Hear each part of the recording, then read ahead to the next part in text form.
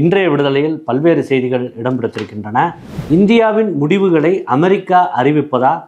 அமெரிக்க விவசாய பொருட்களுக்கு 0% வரியாம். இந்தியாவிலிருந்து ஏற்றுமதி செய்ய 18% வரியாம்.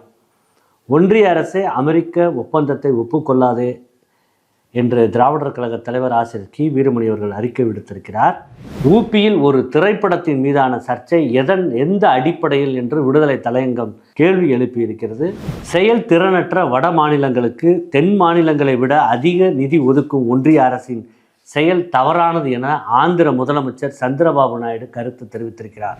டெல்லியில் ராகுல் காந்தி தமிழ்நாடு காங்கிரஸ் நிர்வாகிகள் சந்தித்த நிலையில் 22ஆம் தேதி தொகுதி பங்கீடு பேச்சுவார்த்தை தொடங்குவதற்கு கூட்டணி கட்சிகளுக்கு திமுக அழைப்பு விடுத்துள்ளது. தமிழ்நாடு இந்தியாவின் மின்னணு ஏற்றுமதியில் 45%ஐ 2026ஆம் நிதியாண்டில் எட்டும் என தமிழ்நாடு தொழில்துறை அமைச்சர் டிஆர்பி ராஜா நம்பிக்கை தெரிவித்துள்ளார். ரிலையன்ஸ் குழும நிறுவனங்கள் மீதான நிதி முறைகேடு மற்றும் வங்கிக் கடன் மோசடி புகார்கள் தொடர்பாக அந்த குழுமத்தின் தலைவர் அனில் அம்பானி மற்றும் அவரது மனைவி டீனா அம்பானி ஆகியோருக்கு அமலாக்கத்துறை புதிய அழைப்பாணைகளை அனுப்பியிருக்கிறது.